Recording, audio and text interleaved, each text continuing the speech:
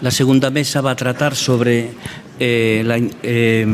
los marcapasos sin cables y, sobre todo, si existe, me dicen que suba la voz, muy bien, la suficiente evidencia clínica y en estudios acerca de su incorporación a la práctica clínica habitual en cuanto a estimulación. Va a empezar con argumentos a favor el doctor Lluís Montt. Bueno, muchas gracias por la invitación. En los próximos 15 minutos pues voy un poco a contaros lo que yo pienso que sobre este tema y en principio yo creo que existe en este momento suficientes argumentos como para incorporarlos en un determinado tipo de pacientes, argumentos científicos. Luego podemos hablar de argumentos económicos, pero yo en esto no me voy a entrar porque creo que es muy evidente, ¿no? Que el precio es una cosa que es la limitación importante en este momento. A ver si esto funciona. Sí, perfecto. Yo primero diría que una cosa que es muy importante a tener en cuenta y que sirve para explicar muchos fenómenos, no solo de la naturaleza, pero sino de todo, es la teoría de la evolución. Entonces hay que pensar que normalmente no va para atrás la evolución. Entonces, cuando los peces salieron del agua, nunca volvieron al agua como peces. Luego igual volvieron como ballenas o como focas, pero no como peces, ¿no? Es decir, hay saltos a lo largo de la evolución que significan un cambio importante de situación, ¿no?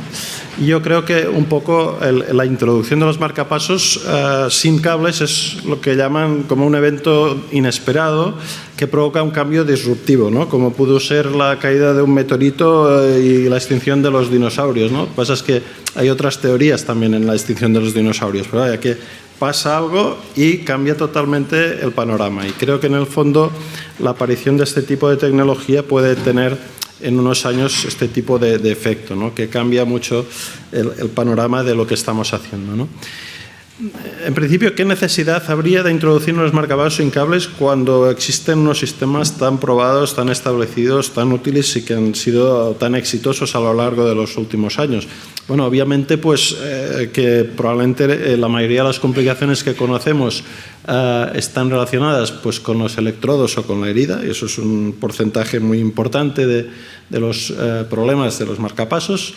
Y, por otro lado, pues sigue siendo un procedimiento quirúrgico con un riesgo de infección del propio procedimiento, con una cicatriz y que con un resultado estético, pues bueno, las personas recuerdan cada día que llevan un marcapasos, no es algo que pase desapercibido, ¿no?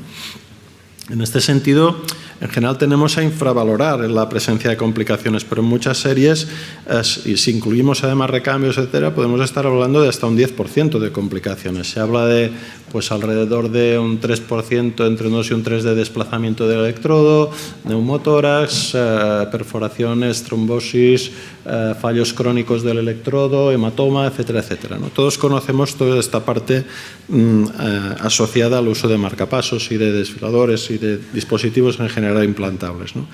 Por lo tanto, yo creo que sí tiene sentido pensar que esta tecnología es mejorable y que hay que intentar buscar otras alternativas, ¿no?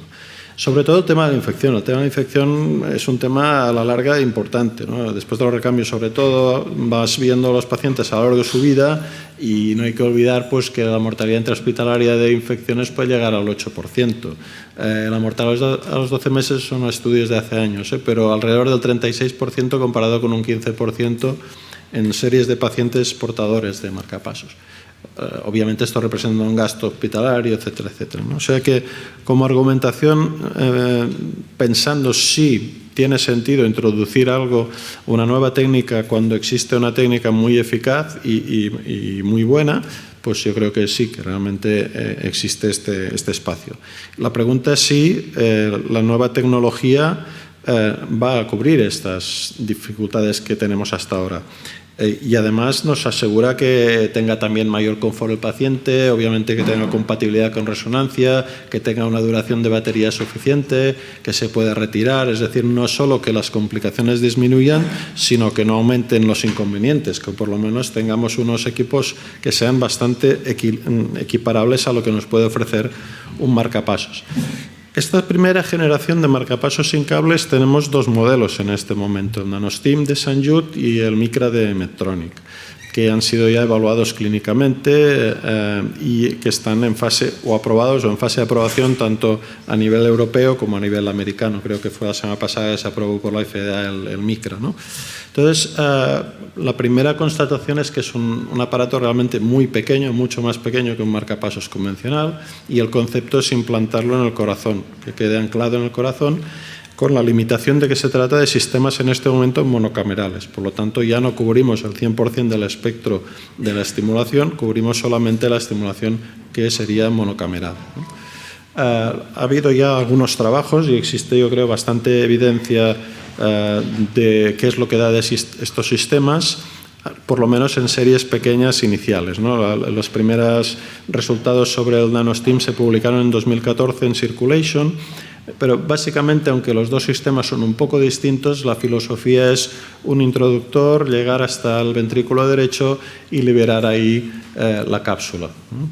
En el caso de esta serie de NanoStim, que luego se completó el seguimiento, incluía unos 500 pacientes y en principio estos fueron los resultados, un 96% de éxito de tasa de implante, unos endpoint de umbrales correctos, o sea que se pedía que por lo menos tuvieran menos de 2 voltios y una R de más de 5, y eso se consiguió en el 90%. Hubo un 1,7% de desplazamiento y una perforación cardíaca de 1,3. Quizás la limitación en este momento más preocupante de la técnica es la posibilidad del taponamiento cardíaco, porque es un introductor grueso que, si hace una perforación, pues puede desembocar en un taponamiento, y en un taponamiento grave que incluso puede requerir cirugía, ¿no? Entonces, aunque sea una complicación que no es tan frecuente, sí que puede ser muy grave, ¿no? El otro sistema que está en el mercado y que se ha evaluado es el sistema MICRA. Ese es el que yo tengo experiencia personal por haber participado en los estudios iniciales, y que tiene una filosofía un poco distinta de fijación. Tiene estas patitas que se fijan, estos ganchos que salen cerrados de la cápsula y se abren y quedan fijados a la pared del ventrículo, ¿no? Entonces, este sistema yo creo que es superior, al menos la percepción que yo tengo, al sistema de fijación activa, porque es muy rápido, sencillo, y básicamente, si se consigue un apoyo bueno en la pared, la probabilidad de que este sistema quede bien anclado es muy alta. Y eso era una de las preocupaciones que se tenía cuando se introdujeron estos sistemas, es decir, si realmente con estos sistemas tan sencillitos de un ganchito que se engancha ahí, eso quedaría ahí fijo y no migraría, ¿no? Y la realidad es que queda enganchado y que a la larga tiene tendencia a epitelializarse y a quedar incluido en la pared del corazón. Estos son imágenes experimentales, pero cuando ha habido alguna explantación tardía porque el paciente ha fallecido, se puede obtener una necropsia, se ve que en la mayoría de los casos parte o todo el dispositivo queda en general cubierto por la pared, por el músculo o por el tejido fibroso. ¿Cuáles son las características técnicas? Bueno, realmente vemos que es un aparato muy pequeño, es 10 veces más pequeño que un marcapasos convencional, pero sin embargo mantiene la mayoría de parámetros, ¿no? Tiene un acelerómetro, se puede hacer resonancia de hasta 3 teslas, y la vida media estimada en las condiciones apropiadas se calcula que está alrededor de 10 años. Por lo tanto, más o menos estamos hablando, al menos de las expectativas. Dentro de 10 años ya se verá, pero por ahora lo que se dice y se calcula es que pueden tener una vida media suficiente, ¿no? Esto se reportó ya en el European Heart Journal en 2015, en una experiencia inicial. Aquí veis que también se ha probado si se pueden poner en distintas posiciones. Se puede poner más apical, más medio septal o más hacia el tracto de salida. La precaución es que vaya siempre hacia el septo, intentar que no sea pared libre o pared inferior, porque el riesgo de taponamiento o de perforación es mucho más grande en pared libre que en posiciones un poco más apicoseptales o medioseptales, ¿no? La serie más completa que se ha publicado en New England ahora a final de año incluye ya 700 pacientes. A destacar que, aunque la media de edad, por ejemplo, es 75 años, en esta serie había pacientes de 19 hasta 94. Es decir, es una serie muy heterogénea en cuanto a edades. La mayoría, o hay un gran porcentaje de pacientes que tenían comorbilidades importantes, probablemente porque se escogía pacientes más ancianos que precisaran un monocameral, fibrilación auricular. Por lo tanto, es un grupo de alta comorbilidad. Los resultados en cuanto a complicaciones fueron bastante buenos, es decir, que el porcentaje de complicaciones es incluso más bajo. En el artículo de New England hace una comparación que ha sido un poco criticada, y supongo que Ángel criticará si lo comenta, porque no es un estudio aleatorizado, se hace un estudio con controles, ¿no? Pero realmente la posibilidad de complicaciones está alrededor de un 4% a los 6 meses. ¿Cuál es la complicación más temible, digamos? Yo creo que lo que aquí se reporta son 11 casos, que es un 1,6% de cardiac injury, pero eso significa que algunos es simplemente extravasación de contraste al pericardio y otros son taponamientos que acaban en cirugía. Realmente el editor de New England podía haber dicho que se especificara un poco más. La información la tienes que buscar, cuántos fueron taponados, requirieron drenaje, tal, eso sale solo en el suplemento, ¿no? Y no sé si son 3 o 4, decía, hay un porcentaje de pacientes que requirieron drenaje, taponamiento y alguna cirugía. Ese sería visto la presencia de complicaciones con un Kaplan. Veis que realmente es muy baja, está alrededor del 4%. La probabilidad, la observada fue de 4% en el grupo del MICRA y de 7,4% en los controles históricos de monocameral, ¿no? Eso es puesto de esta forma más visual, ¿no? Que realmente pues podías más o menos el doble de complicaciones. Y esto es visto en una tabla. Realmente vemos que hay una cierta reducción de mortalidad y de hospitalización, etcétera, ¿no? Por lo tanto, yo creo que en el fondo aquí lo que estamos hablando es que hay una posibilidad importante de disminuir las complicaciones incluso a corto plazo. Probablemente esto a largo plazo también sea así, porque no tienes la posibilidad de que se infecte una vez que ya se ha estabilizado, ¿no? Y la otra cosa importante que demuestra este estudio es que podemos confiar en unos umbrales que se mantienen estables, tanto de pacing como de sensibilidad, etcétera, ¿no? Y eso es muy importante porque pequeñas variaciones de umbral en una batería tan pequeña son muy significativas y acortarían mucho la vida del dispositivo. Por lo tanto, si viéramos en el tiempo que aumenta el umbral, eso sería un problema realmente a considerar, que en este caso no se ha visto, ¿no? Esto sería la vida estimada del grupo de pacientes implantados, teniendo en cuenta que había un porcentaje de pacientes que no precisaba pacing del 100%, por lo tanto es un poco más largo, ¿no? ¿Qué hemos visto nosotros en nuestra serie personal? Pues en el clínico hemos implantado 63 entre el doctor Tolosana y yo mismo. Veis nuevamente que son pacientes muy ancianos, algunos jóvenes, pero la mayoría muy ancianos, y importante que se puede implantar, por ejemplo, sin parar la anticoagulación, con Sintron, en este caso un 22%, sin que eso diera más complicaciones. Esto creo que es otro punto importante. Esta es una serie que tiene varias patologías, bloqueo AV, disfunción sinusal, fibrilación auricular. Entonces es un poco especial porque en otros países que participaron en este estudio, aunque un paciente tenga 85 años, le ponen un DDD. En nuestro entorno, cuando hay comorbilidad, edad avanzada, pues a veces pones un monocameral y por eso pudimos entrarlos en el estudio, ¿no? Pero es una serie de diagnóstico bastante heterogénea, ¿no? Y en cuanto a los datos del implante, pues veis que se conseguía un buen sensado, una onda media de 13, un umbral de 0,5 de media, o sea, esto es muy importante para la duración de la batería. Y por otro lado, lo que es importante es que es un procedimiento corto, teniendo en cuenta que aquí incluimos todos desde el primer paciente, o sea, con toda la curva de aprendizaje. Son 39 minutos de media piel a piel, es decir, desde que se pone el primer introductor hasta que se retira. En algunos pacientes 15 minutos. Es decir, realmente es un procedimiento que simplifica y acorta lo que es el procedimiento tradicional, ¿no? Y por otro lado, con muy pocas complicaciones. Solo tuvimos una paciente en la cual observamos una extravasación de contraste pericardio, pero no hubo que drenarlo porque no hizo un taponamiento, afortunadamente. Una paciente muy dificultosa, con una anatomía muy poco favorable. Quizás el mensaje sería, si hay mucha dificultad, hay que abandonar y pasar a un procedimiento tradicional antes de jugársela a tener una complicación grave, ¿no? Simplemente en el seguimiento mostraros que sigue siendo así, o sea, el seguimiento de estos pacientes han seguido teniendo buenos umbrales, etcétera, y ha habido algunos pacientes que han fallecido, pero por causas no cardíacas, y no han fallecido en el hospital, por lo tanto no hay necropsia, no tenemos piezas de análisis de estos corazones, ¿no? Yo diría, pues para resumir, que los marcapasos que aportan un procedimiento percutáneo con ahorro de tiempo.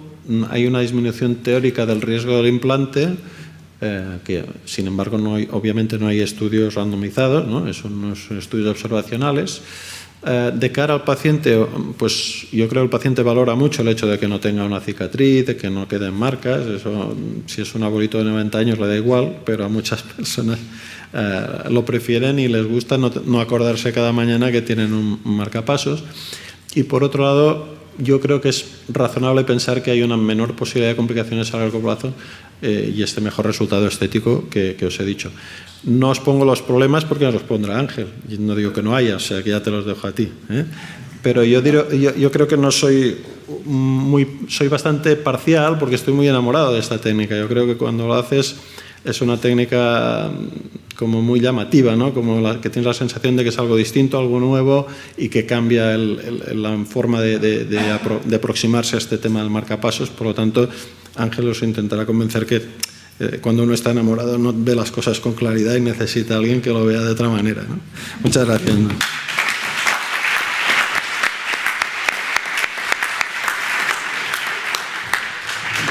Muchísimas gracias, doctor Mon, por su brillante presentación. Es un lujo tener aquí a una persona que ha trabajado activamente, intensamente en el ensayo clínico en humanos del MICRA, pero tengo que decirle que lo tiene difícil porque tiene enfrente, como tiene enfrente cerca de Barcelona, tiene enfrente a un amigo, doctor Moya. Así que no digo más, doctor Moya, cuando quiera. No tengo conflictos de interés, quizás el único es que yo no he implantado ninguno. Podría ser considerado un conflicto de interés. Y yo quiero hacer dos precisiones antes de empezar. La primera, que se parece a la fotografía del pez, pero con letras, sobre los avances tecnológicos. Yo estoy plenamente convencido de que los avances vienen para quedarse. En general, ayudan a solucionar problemas y a superar limitaciones de las tecnologías previas, y ahí están. En ocasiones crean ellos mismos necesidades que luego se hacen imprescindibles. No creo que aplique a esto, pero es una reflexión personal que he hecho. La segunda es sobre mi oponente, el doctor Luis Mon. Ya lo he dicho antes, es un buen amigo mío, le tengo un gran aprecio personal, una admiración científica y, cosa que ustedes probablemente no saben, el doctor Mon y yo probablemente hicimos la primera ablación juntos, la nuestra y probablemente la de Barcelona. Dicho esto, hoy el doctor Mon lo que ha venido aquí es a marear la perdiz, porque claro, ha hecho una presentación sobre el leadless pacing, pero no sobre la pregunta que se ha hecho. Yo sí que voy a intentar responder. ¿A qué no vengo? No vengo a explicar en qué consiste el marcapasos sin cable, porque eso ya suponía que lo haría él, ni cómo se implantan, ni lo malos que son los marcapasos endocavitarios, tampoco los voy a contar, ni lo bien que funcionan los marcapasos sin cable. Vengo a contestar a lo que se me ha preguntado. Y lo que se me ha preguntado es, ¿existe suficiente evidencia sobre la eficacia y seguridad como para incorporarlos, supongo que hoy, a la práctica clínica habitual? O lo que es lo mismo, ¿se puede ofrecer ya a los pacientes candidatos a estimulación cardíaca permanente como una opción alternativa, mejor o igual a los endocavitarios? Voy a intentar contestar esto.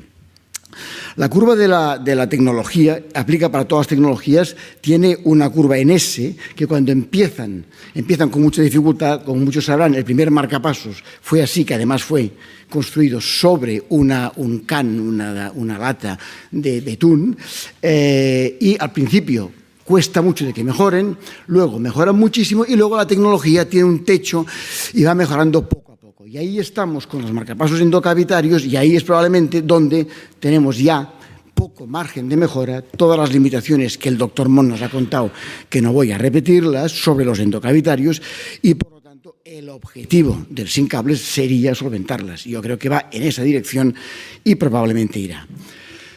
Por lo tanto, yo voy a intentar contestar estos 6 puntos. ¿Qué le pedimos a un marcapasos en el año 2016? Primera cuestión, que se adapten a las necesidades de nuestro paciente. Eso tengo que ponerlo. Puede ser un poco demagógico, no pretendo que lo sea, yo voy a contestar todo. Y lo ha dicho él. Evidentemente voy a basarme en 2 cosas, porque en el momento actual el marcapasos sin cable que tenemos es solo VVI, y es así. Y he puesto estas dos citas sobre lo que se dice que necesitarían nuestros pacientes y lo que estamos haciendo. Lo que se dice es que el marcapasos VVI estaría básicamente indicado como primera opción en pacientes con fibrilación auricular o como tercera opción en pacientes que tienen bloqueo AV pero que no están en fibrilación auricular. Y las guías reconocen que el mayor beneficio es sintomático. Es para evitar el síndrome de marcapaso que se presenta en el 25% de los pacientes, pero que cuando se presenta puede ser realmente muy molesto. De todas maneras, ya reconocen, es que me equivoco de botón, que en algunos de los pacientes que a lo mejor podría llevar un DDD, a lo mejor no es razonable. Y de hecho, en el registro español veremos que no es así.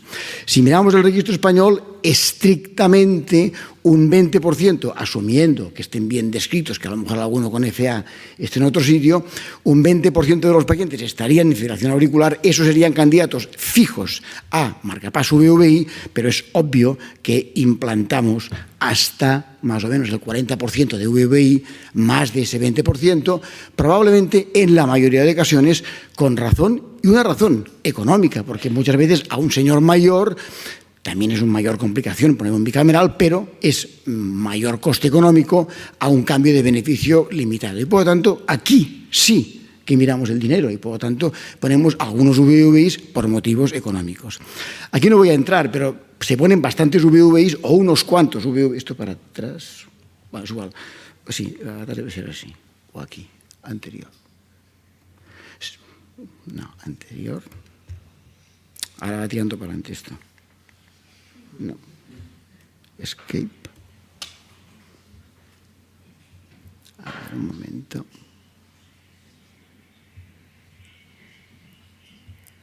Vamos a empezar por aquí y vamos a tirar para adelante. Vale, ya está.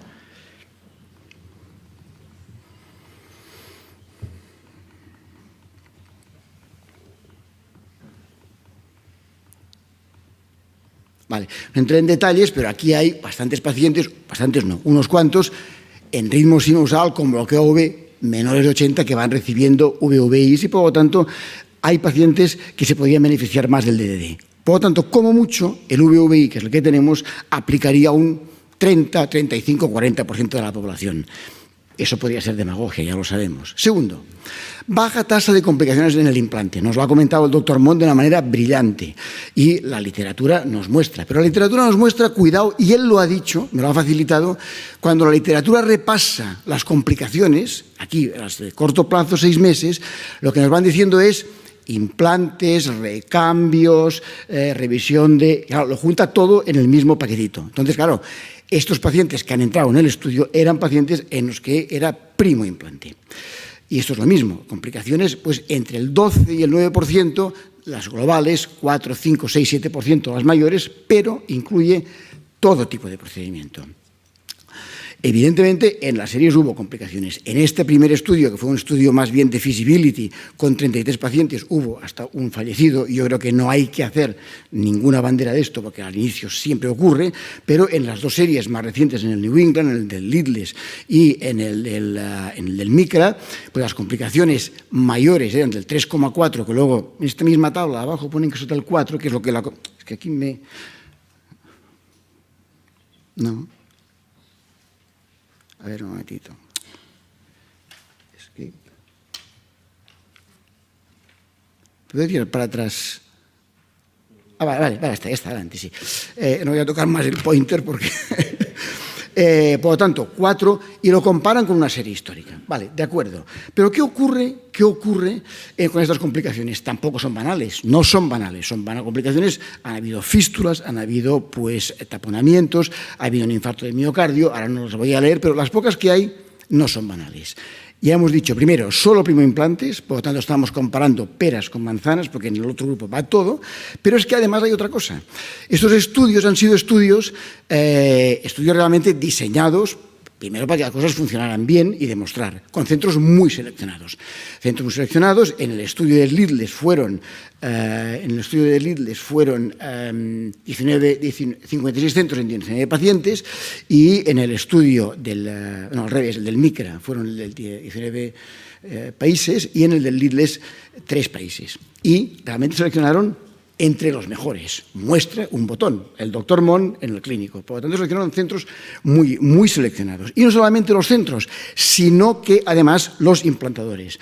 Dudo, el Dr. Mon me dirá si me he equivocado, que estos aparatos los pusieran en su centro los becarios. Yo me he hecho la suposición, y él lo ha dicho ahora, que las pusieron él y el doctor Tolosana. Claro, cuando vamos a los estudios de las complicaciones, nos dicen, predictor de complicación. Y dice, bueno, centros con menos de 750, vale. Que hayan recibido un DAI, vamos a excluir esto. Que se haya hecho una revisión o un upgrade, ninguno de estos es un upgrade. Que el operador haya tenido menos de 50 al año. Es que en España están poniendo... No operador, no, centros con menos de 50 al año.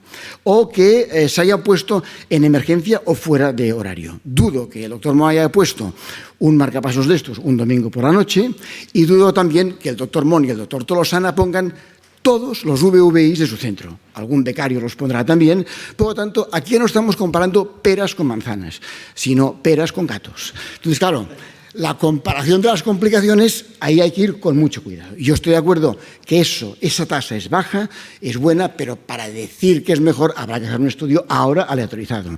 Dr. Mon, VVI endo, Dr. Mon, Lidl spacing. Baja tasa de complicaciones en el seguimiento.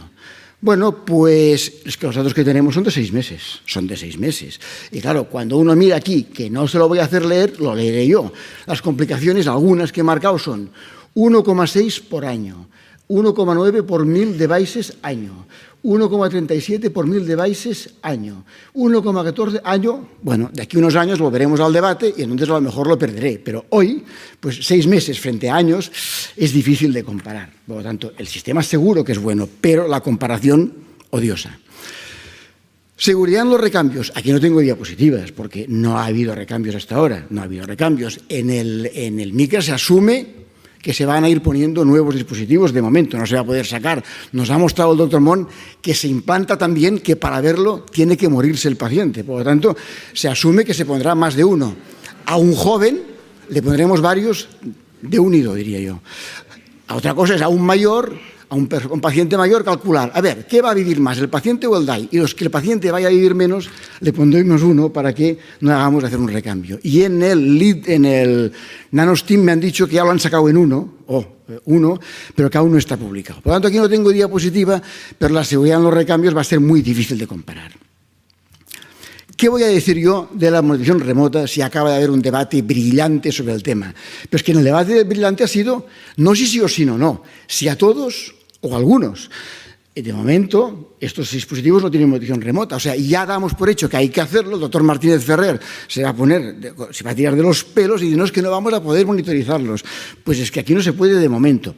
Me han dicho que el Medtronic tiene la plataforma, pero yo no creo que la plataforma de momento mejore nada, y en el del NanoSteam están esperando para que no se agote la batería. Pero no es solamente esto, sino que, hay datos recientes que han mostrado que baja la mortalidad. Por lo tanto, a lo que nos han contado, pero este estudio no es que comparación, no tampoco, compara en ponerlo antes o después de 90 días. O sea, se da por hecho que tenerla es buena, y es que estos aparatos no la tienen. Por lo tanto, otra limitación. Y el último, el coste.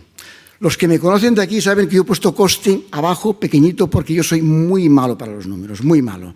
En mi casa cuenta mi mujer, en la sección contaba el secretario, que era Nicasio, y ahora tiene la suerte de que es el presidente, y les aseguro que va a mejorar la contabilidad de las dos secciones, y yo solamente he podido saber esto. La primera cosa que me sorprende es que las fotos las ponen al lado de €1. No creo que sea el precio del aparato, no creo que valga €1, debe ser el tamaño. Pero lo que sí pongo es que ustedes por cada euro, no, por cada leadless podrían poner 6 VVIs.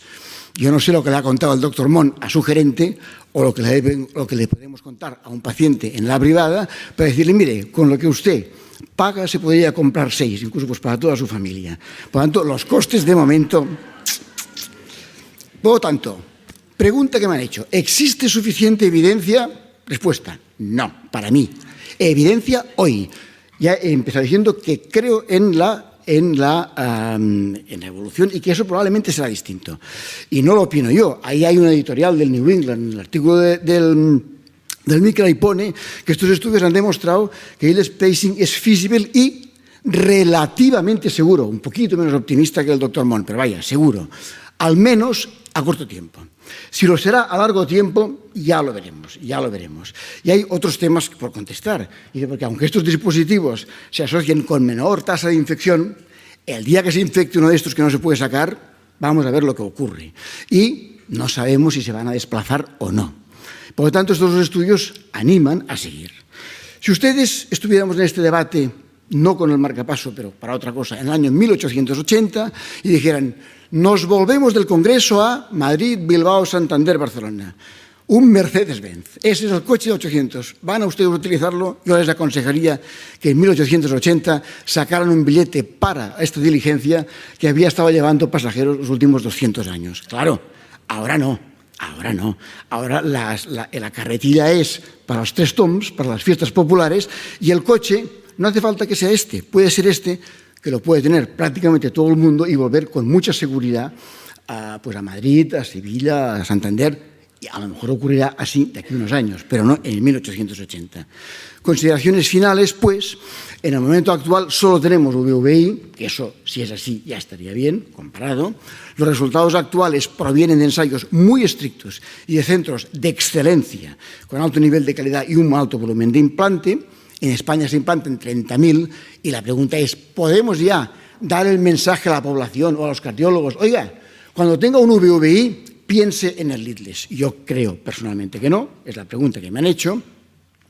El implante femoral con introductor de alto perfil también requiere un entrenamiento, que tenemos ahora los electrofisiólogos, pero que habrán de adquirir, y es de esperar, porque ahí hay bastantes fístulas, que pasemos de problemas torácicos a problemas vasculares, que luego habrá que luchar para disminuirlos, pero no lo va a poner todo el mundo un 14F sin experiencia en procedimientos endocavitarios.